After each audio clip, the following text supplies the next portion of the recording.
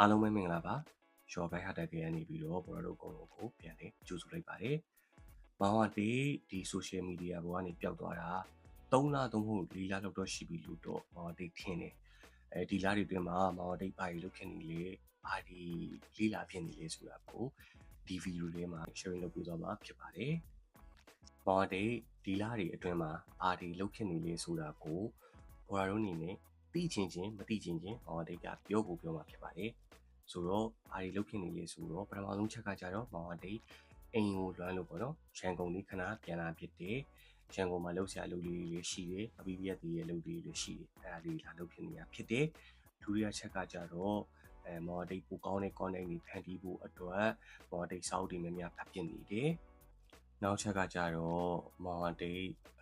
ဘော်ရာတို့ကို knowledge sharing လုပ်ပြီးကျင်တဲ့အတွက်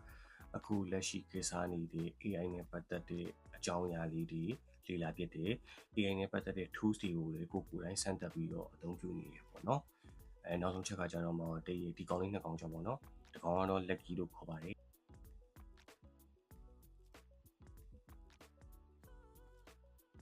တစ်ကောင်ကတော့ happy လို့ခေါ်ပါတယ်ဒီကောင်လေးနှစ်ကောင်နဲ့အတူအချိန်ကြီးဖြုံးပြနေရပေါ့နော်အတူတူစော့တယ်အတူတူကစားရဲအချိန်လေးပို့ပြီးတော့ဖြုံးပြနေတယ်ဒီအကြောင်းအရာလေးတွေကတော့မောင်တေးပျောက်သွားတဲ့ကာလလေးအတွင်းမှာလုပ်ဖြစ်တဲ့အကြောင်းအရာလေးတွေကိုမောင်တေးဗီဒီယိုလေးနဲ့အတူဘော်တို့ကိုလိုက်ပြပြတာဖြစ်တယ်မြန်မာနှစ်တကူလေးဘော်တို့ရောက်ပါပြီမြန်မာနှစ်တကူမှာဘော်တို့အနေနဲ့စိတ်ချမ်းသာခြင်းကိုယ်ချမ်းသာခြင်းတွေနဲ့ပြည့်စုံကြပါစေ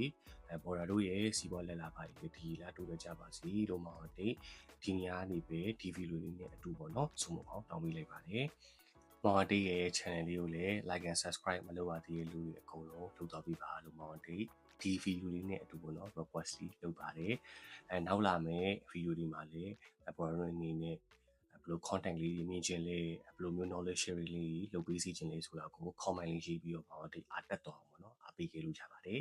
ဆိုတော့ထုံးတဲ့အတိုင်းပဲ thank you ပါဘော်တို့ရေ see you in next video အားလုံးပဲတက်တာပါ